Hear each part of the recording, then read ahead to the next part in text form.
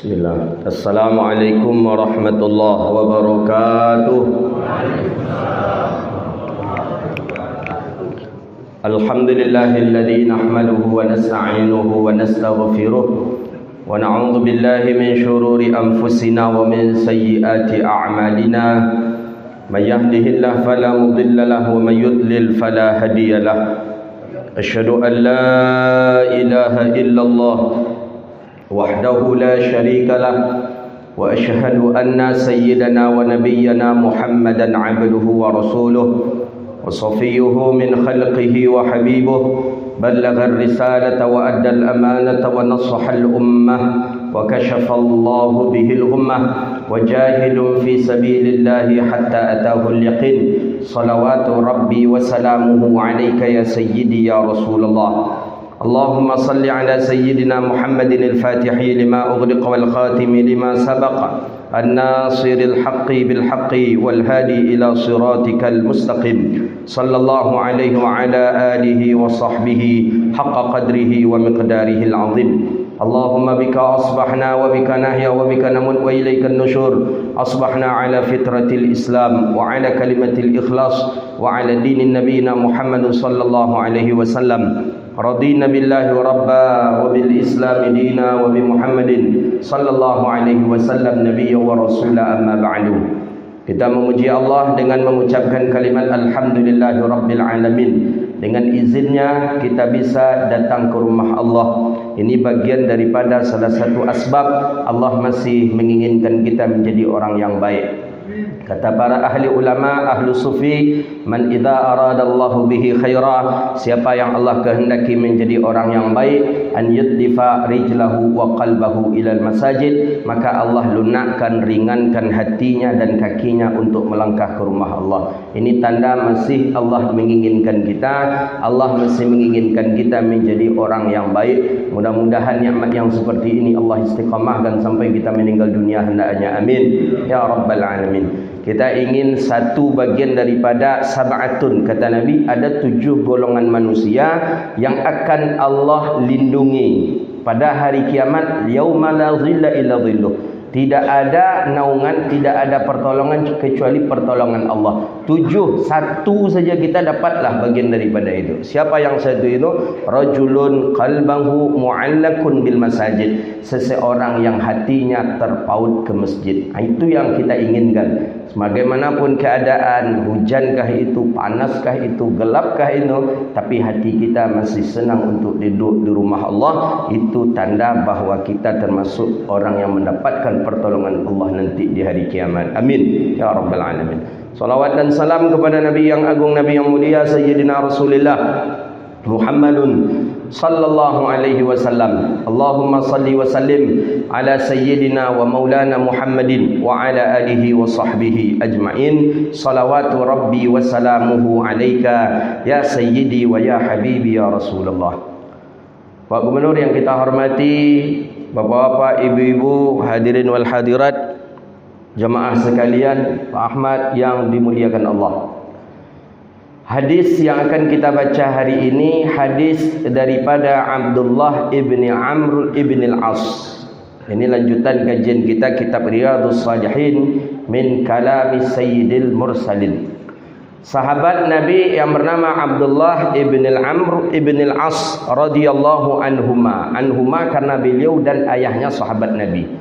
Ini termasuk daripada orang-orang yang dahulu masuk Islam, as-sabiqunal awal. Dia termasuk orang-orang yang awal beriman, dan bahkan dia lebih dahulu beriman dibandingkan daripada ayahnya. Lebih dahulu dia menganut iman dibandingkan ayahnya. Jadi lebih dahulu dia ini mengenyam daripada keimanan dibandingkan ayahnya yang bernama Amr ibn al-As. Amr ibn al-As ini sahabat Nabi juga sallallahu alaihi wasallam, tapi lebih dahulu anaknya ini menjadi asbab untuk Islamnya sang ayah.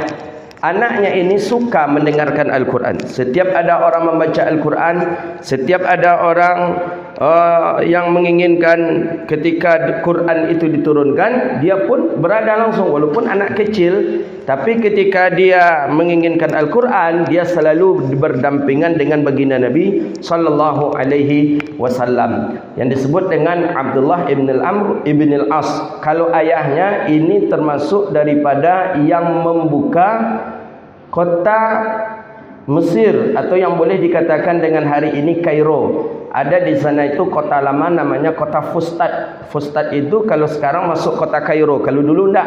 Di kota Fustat itu ada masjid besar masjidnya. Masjid itulah bernama Masjid Amr bin As. Masjid itu masjid yang pertama kali di Afrika.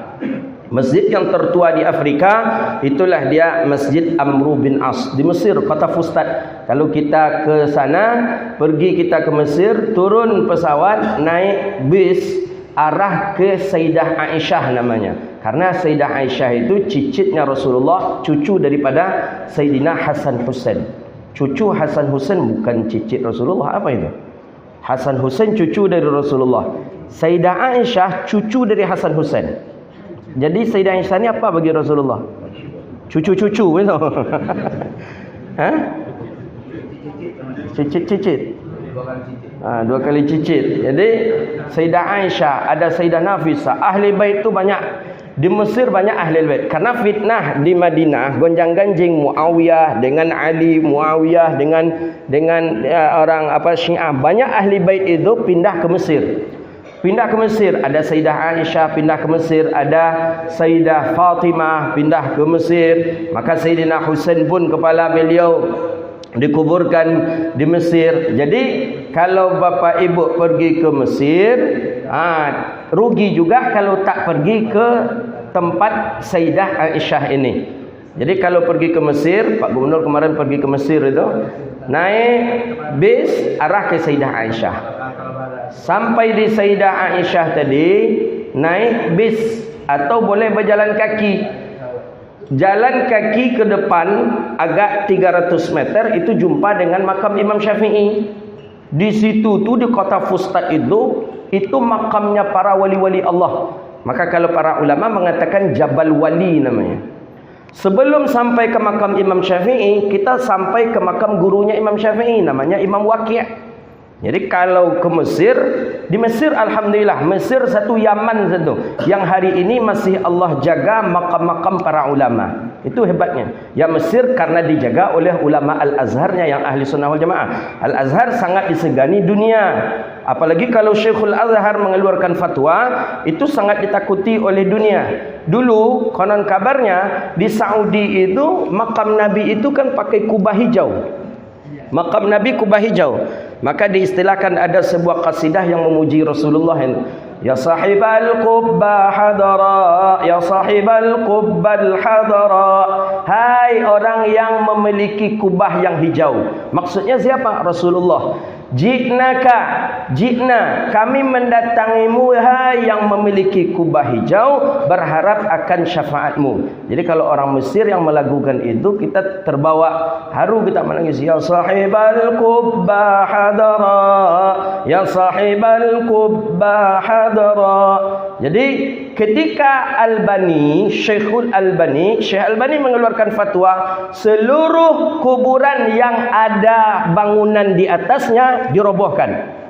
Habis dirobohkan, termasuk makamnya Sayyidah Aisyah. Memang itu fatwa dari Syekh Muhammad bin Abdul Wahab, dari Wahabinya dulu lagi. Diratakan. Dulu kita enak Pak kalau ke Makkah Pak. Kalau kita ke Makkah, pergi kita ke Ma'lah, enak betul. Tahu kita, oh itu kuburannya isteri Rasulullah, oh itu kuburannya sahabat Nabi, oh itu kuburannya Anas bin Malik, oh itu kuburannya Malik ibn Anas, oh itu kuburan Abdullah bin Mas'ud. Tahu kenapa? Karena pakai kubah. Ya macam di Melayu di tempat kita hari inilah. Ulama-ulama berkubah-kubah dia. Itu dulu di Mekah. Keluarlah fatwa, kata Syekh Albani, kubahnya Rasulullah pun mesti dirobohkan. Kubahnya Nabi SAW mesti dirobohkan. Akhirnya dibuatlah surat oleh ulama Al-Azhar kepada raja. Coba kalau kalian berani robohkan kubah hijau itu, maka kalian akan berhadapan dengan kaum muslimin banyak. Maka tak berani raja. Maka itulah sampai sekarang satu-satunya kubah yang ada hari ini yang kuburan di bawahnya cuman makamnya Rasulullah sallallahu alaihi wasallam. Itulah dia. Jadi Mesir satu, Syam, kemudian Yaman masih terjaga kubahnya. Apalagi kubah Imam Syafi'i itu. Kubah Imam Syafi'i itu tinggi ke atas. Arsiteknya itu luar biasa itu, jauh ke atas sekali. Ketika kita berjalan jumpa dengan Imam Syafi'i, makam Imam Syafi'i. Itu dari Sayyidah Aisyah itu. Dari Sayyidah Aisyah, makam Sayyidah Aisyah tadi arah ke kiri sekitar 100 meter itu makamnya Imam Suyuti. Makam Imam Suyuti. Siapa yang tak kenal dengan Imam Suyuti? Orang alim yang karangannya lebih daripada 1000 judul. Bahkan di mana-mana dibaca kitab beliau Tafsir Jalalain, dibaca kitab beliau Jami'us Saghir fi Ahaditsun Basyirun Nadhir. Kemudian berjalan lagi dari makam Imam Syafi'i tadi agak 100 meter ke arah kanan, berjumpa dengan makam sahabat Nabi. Makam sahabat Nabi yang ada di Mesir, Siapa sahabat Nabi yang ada di Mesir? Itu berdekatan betul makamnya dengan makamnya Imam Syafi'i. Kemudian berjalan lagi, pokoknya sekitar komplek daripada Masjid Amru bin As tadi itu, yang hektaran itu memang makam-makamnya para ulama wali Allah as-salihin, termasuklah makam para sahabat Nabi sallallahu alaihi wasallam. Jadi alhamdulillah kalau sampai ke Mesir, kalau tak sampai kota Fustat rugi kita. Jadi di kota Fustat itulah ada masjid besar, itu masjid yang bernama Masjid Amru bin As. Tapi di masjid tadi itu pun ada, di depan masjid itu ada gereja lama. Maka saya pun sampai sekarang masih mikir-mikir saya, kenapa di depan masjid selalu ada gereja? Kecuali Masjidil Haram, Masjid Nabawi. Coba pergi ke mana kita tengok masjid-masjid tua ya. Tengok ke Turki. Di depan masjidnya, depan masjid apa namanya itu? Turki yang di depan masjid, di depan Hagia Sophia itu. Berhadap-hadapan itu. Di sini masjid, di sini Hagia Sophia. Di Mesir macam itu juga. Di depan Masjid Amru bin As ada gereja. Ada gereja. Jadi orang Mesir itu kalau tentang kerukunan hampir sama dengan orang Indonesia. Jarang kita dengar mereka berkelahi antara Muslim dengan non-Muslim. Di sana akur betul antara Muslim dengan non-Muslim. Di Mesir itu sama dengan di Indonesia. Bersaudaranya luar biasa. Ya sama dengan kita di Indonesia macam juga. Depan masjid, di depannya ada gereja. Sampai di Riau pun terbawa macam itu. An-Nur, di depan An-Nur ada gereja. Dan luar biasa juga. Apa yang luar biasa? Ketika salat Id, An-Nur ramai sampai 6.000, 7.000 orang yang salat Id di An-Nur. Parkirnya di mana? Di gereja parkirnya. Nah itu. Jadi mendapatkan fulus lah kawan-kawan yang di gereja tadi yang memparkirkan apa.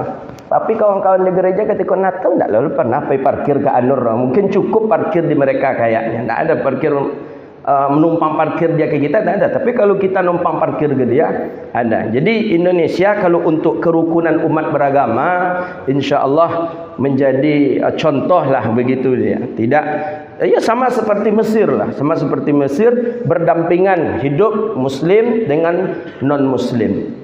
Amru bin As dengan cara yang luar biasa berdakwah ke Mesir sampai bisa menjayakan Mesir, dan memang banyak juga yang terbunuh sahabat Nabi. Sahabat Nabi yang dikuburkan di Mesir itu hampir sekitar 10.000 orang. Sahabat Nabi yang dikuburkan di Mesir saja. Ada sebuah desa namanya Bahnasa. Bahnasa itu 3 jam dari kota Kairo. Saya dibawa oleh Syekh ke sana. Dibawa oleh Syekh dokter. Ada Syekh saya, dokter, ahli bedah. Itu ahli bedah dan ahli fikih. Tapi beliau punya sanad Sahih Bukhari.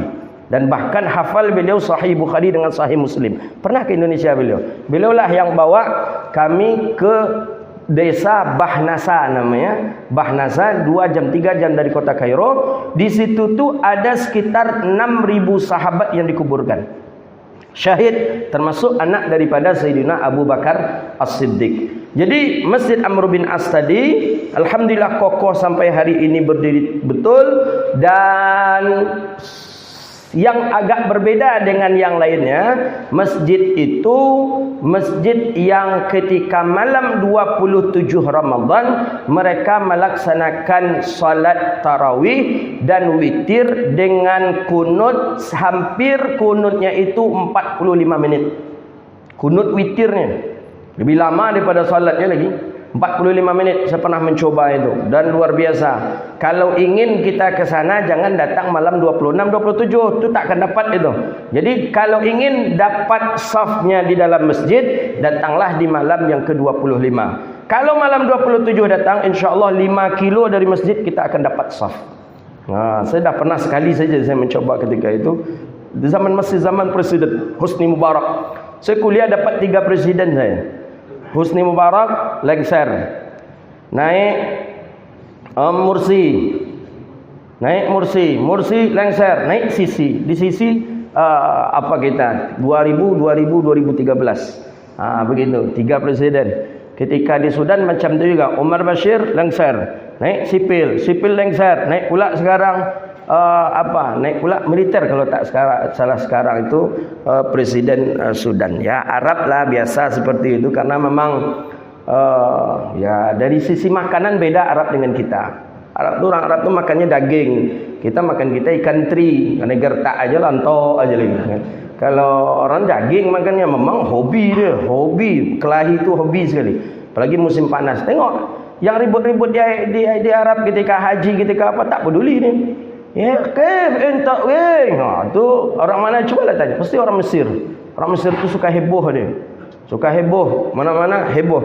Tapi memang orang tu walaupun dia heboh tapi pemaafnya tinggi dia. Khalas, ma'alaish, samihni. Dah. Ma'alaish, maaf, ya ampuni saya, maafkan saya. Dah selesai. Mobilnya dah hancur depannya tu, tabrakan tu.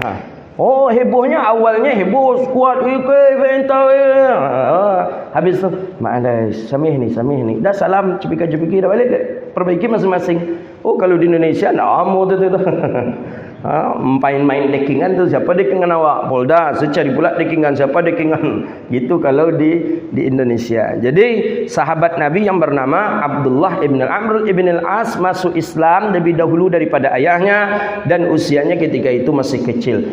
Beliau inilah awal mula sahabat yang menulis hadis Rasulullah yang diistilahkan dengan Sahifatus Sadiqah.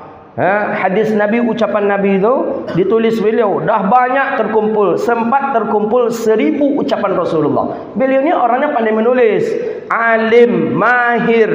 Tapi ada ketakutan daripada diri Rasulullah. Apa ketakutan dari baginda Nabi? Khawatir Nabi bercampur nanti antara Quran dengan hadis. Bercampur nanti antara Quran dengan hadis, makanya untuk sementara di stop penulisan hadis. Maka Nabi katakan, man kataba ghairil Quran, siapa yang menulis selain daripada Al-Quran hendaklah dihapus, kata Rasulullah sallallahu alaihi wasallam. Kekhawatiran Nabi itu adalah jangan bercampur Al-Quran dengan hadis Nabi sallallahu alaihi wasallam. Maka adalah larangan-larangan. Setelah itu larangan penulisan Al-Quran lagi sampai Nabi meninggal dunia. Abu Bakar menjadi khalifah, Abu Bakar tak mau Al-Quran itu dibukukan karena Nabi sudah melarang, tak boleh lagi menulis Al-Quran.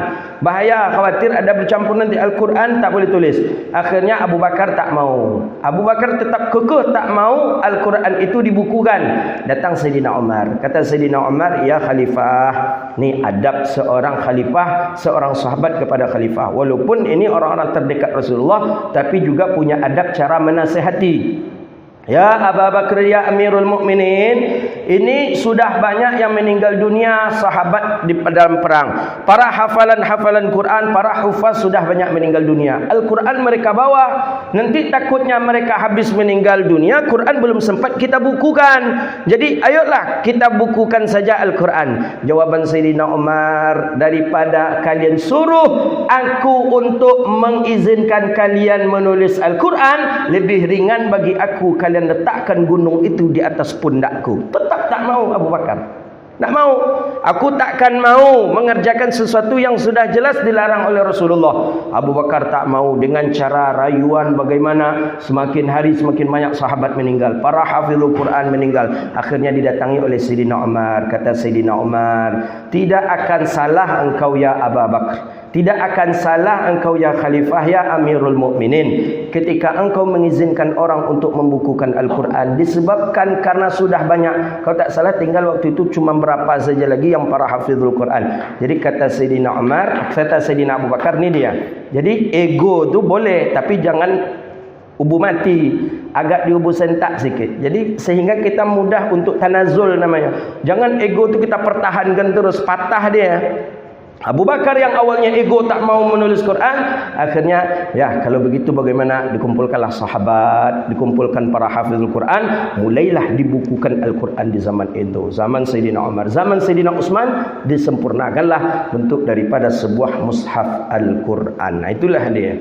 Jadi para sahabat Nabi sallallahu alaihi wasallam orang yang paling teliti tentang perintah dan larangan Nabi sallallahu alaihi wasallam. Jadi masuk Islamlah Abdullah bin Amr bin Al-As, beribadah selalu ibadah dan bahkan suatu ketika beliau sudah menikah.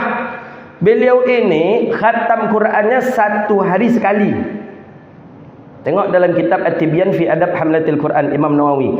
Sahabat yang khatam Qurannya 1 hari dalam 1 kali itu adalah Abdullah ibn Amr ibn Al-As. Jadi setelah dia menikah, ditanyalah istri beliau oleh ayahnya. Nih ayahnya bertanya ke istrinya. Jadi kalau kita sama dengan ayah kita bertanya ke istri kita. Apa pertanyaan? Bagaimana menurutmu suamimu? Ayah kita bertanya ke orang rumah kita, bagaimana menurut awak suami awak tu? Macam mana dia? Jawaban istri daripada Abdullah ibn Amr ibn Al-As, jawabannya nampaknya ya, mohon maaf. Kayaknya Abdullah bin Amr ibn Al-As belum butuh wanita. Maksudnya apa? Tak ada waktunya untuk dengan, ya macam Imam Nawawi yang kita jelaskan kemarin dalam Bulughul Maram itu. Tak ada waktunya untuk bercakap dengan orang rumah tu, tak ada. Waktu untuk duduk berdua sambil mandang-mandang, pogang-pogang, tak ada dah. Jadi Quran mungkin bercakap sebentar, habis baca pula Quran balik. Kalau habis baca Quran, salat juga orang salat. Jadi tak butuh dia nampaknya. Akhirnya ya ini salah satu anjuran syariat juga sebenarnya. Anak kita setelah kita nikah kan boleh kita saling bertanya, karena kita walinya. Boleh Pak? Tak boleh, jangan sampai kita lepaskan saja. Anak bahagia pandai-pandainya lah katanya. Jangan. Boleh. Mengadulah ayah daripada Abdullah bin Amr bin Al-As. Amr bin Al-As mengadu kepada Rasulullah. Ya Rasulullah, anakku sudah menikah, tapi ketika aku tanya istrinya, jawaban istri nampaknya anakku masih belum butuh wanita. Kenapa? Ada apa? Ternyata karena tak ada waktu. Dalam arti kata tak terkalahkan ibadah dia oleh istrinya. Tak terganggu sedikit pun ibadahnya oleh istrinya. Tak tergiur dia, begitu dia. Ya ini makamnya sahabat, bukan makam kita. Kalau makam awak itu mainan. Kalau baru menikah tu nak boleh ganggu tu, dunia milik kita berdua itu. Milik kita berdua, ibadah pun bisa qada, bisa jamak, mungkin jamak sedunia itu. Kalau sahabat Nabi ini tak sempat karena sibuk ibadah. Dipanggil oleh Rasulullah. Kata Nabi, ya Abdullah bin Amr bin Al-As, ni kawan-kawan yang belum menikah ni penting ni. Hadis ni boleh kita tengok. Kata Nabi, ya Abdullah bin Amr bin Al-As, ya Rasulullah, betulkah engkau belum butuh kepada wanita? Engkau sudah menikah? Kata jawaban Abdullah bin Amr, aku butuh ya Rasulullah, tapi memang waktu aku tidak ada untuk istriku. Tak ada waktu. Jadi aku sibuk dengan salat, aku sibuk dengan Quran, aku sibuk dengan hafalanku, aku sibuk. Jadi kata Nabi SAW, boleh. Saya ini orang yang lebih takwa daripada kamu. Maksudnya apa? Saya ini orang yang lebih takut kepada Allah dibandingkan kamu. Jaminan surga sudah ada. Saya ini sudah dijamin masuk surga, kata Rasulullah. Tapi saya tidur, saya salat, saya berpuasa, saya berbuka, dan saya pun juga menikahi perempuan. Jadi bagaimana bagusnya ya Rasulullah? Kata Nabi begini, engkau khatam Quran cukup sekali sebulan saja, kata Rasulullah. Hadis di dalam kitab At-Tibyan itu. Engkau khatam Quran cukup sekali sebulan saja. Sekali sebulan? Tidak bisa ya Rasulullah. Orang yang sekali sehari disuruh khatam Quran sekali sebulan, lama tu Pak. Lama. Jadi setelah itu, tidak. 10 hari lah. 10 hari sekali engkau khatam Quran. Itu bagus, kata Rasulullah. Kata Sayyidina Abdullah bin Umar, lama tu ya Rasulullah. Bayangkan lama. Kata Nabi, 1 pekan, 7 hari, 1 kali engkau khatam. masih lama katanya. Jadi macam mana bila kamu ngagak orang rumah, bila kamu sebut dengan orang rumah. Terakhir kata Rasulullah, akhir 3 hari sekali kau khatam Quran. Itu baru 3 hari sekali. Maka disunahkan kita kalau yang ingin khatam Quran itu cukup 3 kali, 3 hari dalam 1 kali, 3 hari 1 kali khatam Quran itu cukup sebenarnya. Jadi itu pun sudah mengerjakan aktivitas kita. Ini tak boleh pula memaksakan ibadah kita sehingga hak-hak yang lain pun tidak kita berikan. Begitu dia. Jadi memang sahabat Nabi cinta ibadah itu tidak ada tandingannya dibandingkan dengan kita. Itu para sahabat Rasulullah sallallahu alaihi wasallam. Jadi beliau ketika beliau kan ada 4 orang sahabat yang diawali dengan Abdullah. Ni anak-anak kecil ni di zamannya. Tapi katanya kata para ulama ahlul hadis, kalau yang 4 ini sudah berfatwa, sepakat keempat-empatnya berfatwa, walaupun dia orang kecil, anak muda, tapi mengalahkan fatwa orang-orang besar, maka disebut dengan qaulul ubadullah namanya. Perkataan Abdullah 4 dia. Abdullah bin Zubair, Abdullah bin Abbas, Abdullah bin Al-Amr ibn Al-As, Abdullah siapa lagi? Abdullah bin Umar. 4. Abdullah ibn Amr ibn Al-As, Abdullah ibn Al-Abbas, Abdullah ibn Zubair, Abdullah ibn Umar. Keempat-empat ni anak-anak di zaman sahabat Nabi, tapi kalau sudah berfatwa mengalahkan fatwa orang-orang besar. Kenapa? Karena keempat-empatnya ini selalu bersama Rasulullah sallallahu alaihi wasallam. Ini disebut dengan Ubadullah. Jadi beliau ini ada yang mengatakan beliau wafatnya di Mesir, ada yang mengatakan wafat beliau di Madinah.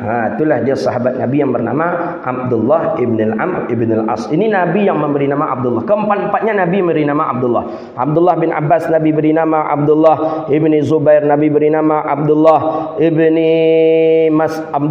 Abbas, Abdullah ibn Amr ibn Al-As, Abdullah ibn Umar. Ini keempat-empatnya Nabi memberi nama. Karena nama yang paling dicintai oleh Rasulullah adalah Abdullah. Itu nama yang paling dicintai Rasulullah.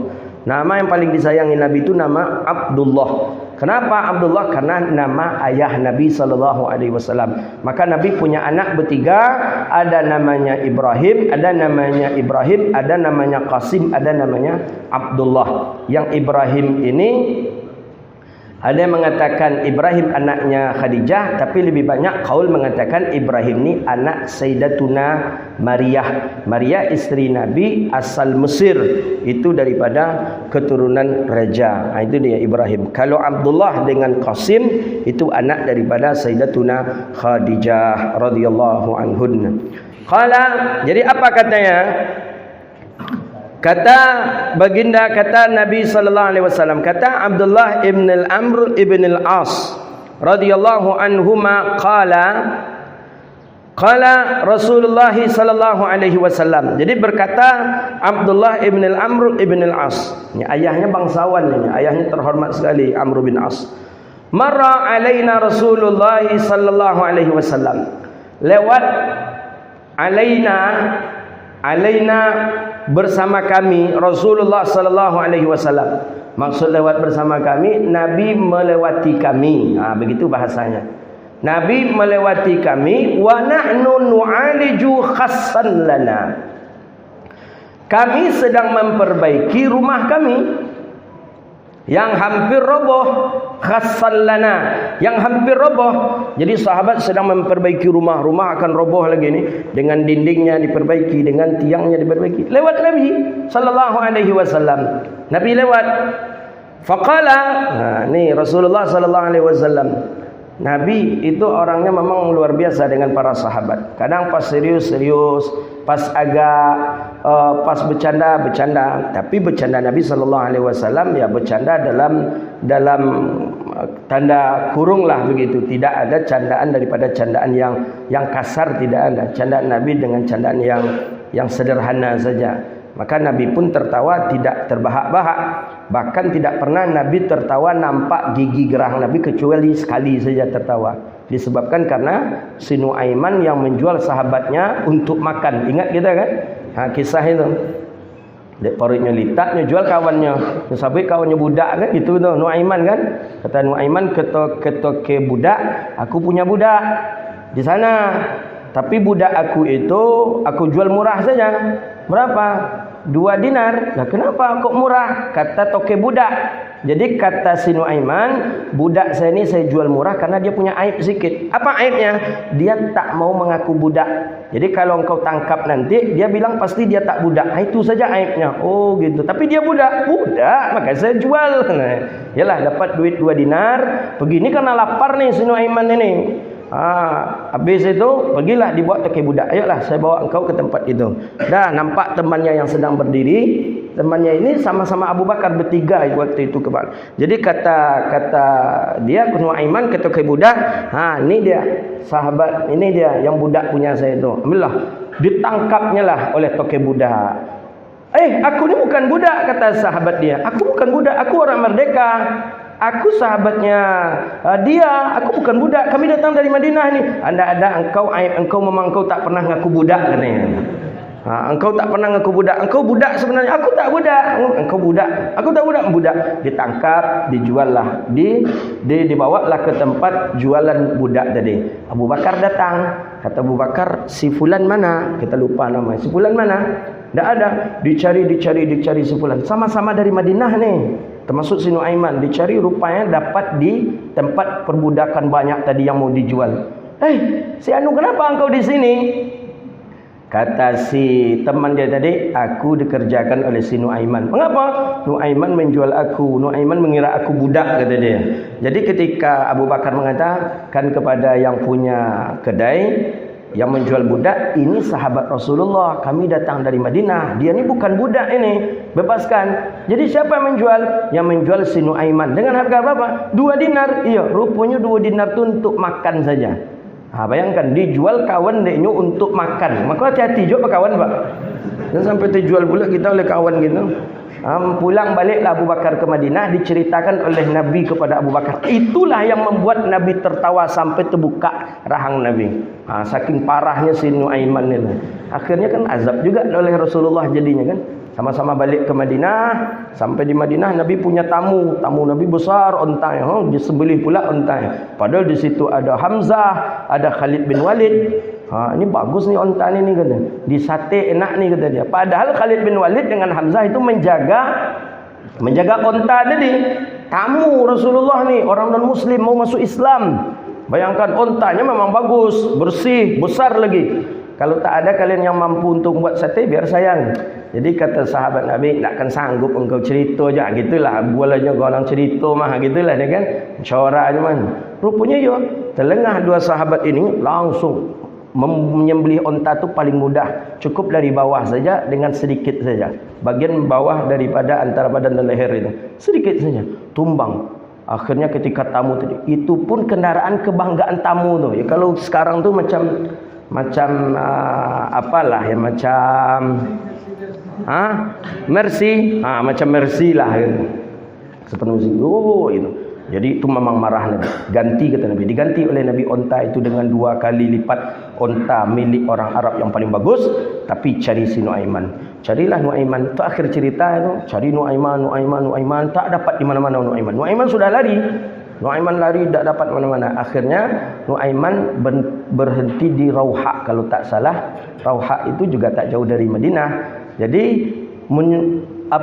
dia berselindung di dekat sumur. Sumur tadi itu sumur yang sudah mati. Jadi kata Nuaiman kepada orang yang pemilik sumur tu, nanti kalau ada orang yang mencari saya, jangan engkau tunjukkan saya di dalam sumur ini. Ya? Sepakat? Sepakat. Dikasihlah uang. Dikasih orang tadi uang. Setelah orang dikasih uang, datanglah rombongan sahabat Nabi mencari si Nuaiman. Mana? Engkau nampak Nuaiman tak jalan di sini? Tak nampak. Serius ini? Memang tak nampak saya Nuaiman, kata dia. Kami diperintahkan Rasulullah untuk mencari Nuaiman. Karena mendengar perintah Rasulullah, akhirnya sahabat tadi longgar dia. Engkau nampak Nuaiman? Aku tak nampak Nuaiman, kata dia. Tapi tunjuknya menunjuk ke sumur tadi. Agak dikeraskan suaranya sikit. Aku tak nampak Nuaiman. Tak ada Nuaiman tadi jalan ke situ, katanya. Jadi kan terdengar oleh Nuaiman, alhamdulillah, selamat kata Nuaiman. Pada tunjuk kawan, kau ni.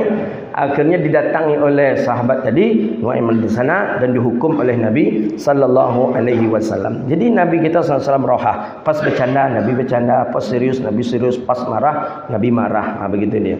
Tapi pada ketika khutbah Jumat Nabi tak pernah pelan dalam berkhutbah, itu tak ada. Khutbah Jumat Nabi merah wajahnya, kemudian a'la sautah, tinggi suaranya. Tak ada suara pelan itu di khutbah Rasulullah SAW. Qala, jadi kami sedang memperbaiki rumah kami yang hampir roboh. Kata Sayyidina Abdullah bin Amr bin As. Faqala, Nabi pun turun daripada tunggangan kudanya. Faqala, Nabi pun bertanya, ma hadha? Apa yang kalian lakukan ini? Qalna, kami berkata, kata sahabat, qad waha fa nahnu nuslihu. Kami memperbaiki rumah kami ini ya Rasulullah, karena rumah kami ini akan roboh ya Rasulullah. Faqala, apa kata Nabi sallallahu alaihi wasallam? Ma aral amra illa a'jala min dzalik. Jadi kata Rasulullah, tidak aku lihat yang lebih cepat daripada kematian. Lebih cepat kematian itu dibandingkan dengan cepatnya roboh rumah. Menurut kalian rumah kalian robohnya agak cepat. Mungkin kemarin baru kalian bikin, sekarang sudah roboh. Tapi kata Rasulullah, kematian itu lebih cepat lagi daripada ukuran usia rumah ini. Maksudnya rumahku masih ada jus tenggang waktu, mungkin 20 tahun roboh, 30 tahun roboh. Tapi kalau kematian bisa jadi hari ini, bisa jadi nanti, bisa jadi nanti, bisa jadi nanti, itu lebih cepat. Jadi maksud Rasulullah, jangan sampai kalian habiskan hari kalian untuk memperbaiki rumah saja, tapi perbaiki jugalah persiapan kalian untuk menemui ajal kematian kita. Itu dia, itu nasihat Rasulullah. Jadi jangan nanti habis waktu dalam 2 bulan sibuk memperbaiki rumah saja, memperbaiki rumah. Khatam Quran tadi dah mulai tertinggal, ya, dengan majlis pengajian sudah mulai tertinggal, menyibukkan diri dengan itu. Jangan, maka jangan habiskan waktu untuk itu, tapi boleh dengan yang lain, karena kematian lebih cepat daripada roboh dan rusaknya dari rumah kalian ini, kata Rasulullah sallallahu alaihi wasallam. Hadza wabillahi at-taufiq. Itulah dia hadis Nabi daripada Sayyidina Abdullah ibn al-Amr ibn al-As rahimahullah radhiyallahu taala anhum ajma'in. Itu dia. Jadi itulah hadis Nabi. Maka oleh karena itu kita boleh beraktivitas, silakan lakukanlah apa yang nak kita lakukan, tapi persiapan untuk kematian itu jangan sampai tidak ada. Persiapkan bekal kita untuk menemui yang namanya maut, mati. Karena mati ini datang tiba-tiba saja, tidak ada dia minta izin kepada kita, dan bahkan kita tak tahu. Sebenarnya mukaddimah mati itu sudah banyak di kita. Di antara mukaddimah mati itu tidur. Tidur itu kan mukaddimah mati itu. Ketika kita hendakkan tidur kan kita membaca doa. Bismika Allahumma ahya wa bismika amut. Dengan menyebut nama Engkau ya Allah aku hidup, dan dengan menyebut nama Engkau ya Allah aku amut. Kita sendiri mengatakan kita mati. Tidur mukaddimah mati. Alhamdulillah yang panjang umurnya Allah hidupkan kembali. Mukaddimah mati. Mana mukaddimah mati? Uban mukaddimah mati itu. Mana yang beruban itu berarti itu tanda-tanda lah dokek itu. Iya, walaupun mungkin 60 tahun kemudian, ya. Memang tanda orang itu dia tua bahwa dia sudah tumbuh uban. Itu sudah bagian daripada mukaddimah. Musafir dan lain sebagainya. Maka oleh karena itu kita mesti harus mempersiapkan yang namanya bekal kita untuk akhirat. Hadza wabillahi at-taufiq. Itulah kajian kita. Mudah-mudahan bermanfaat dan Allah berkahi kehidupan kita dunia wal akhirah. Rabbana atina fid dunya hasanah wa fil akhirati hasanah wa qina adzabannar.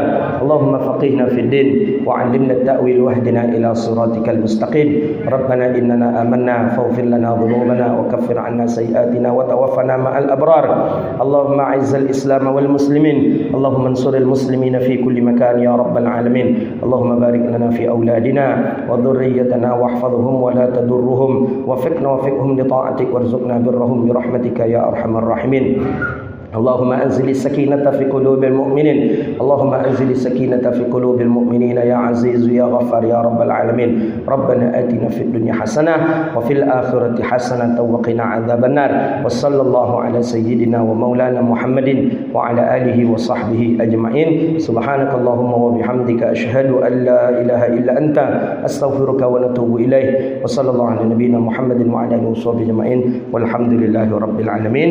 Demikian, mohon maaf, wabillahi taufiq wal hidayah war ridha wal inayah. Wassalamualaikum warahmatullahi wabarakatuh.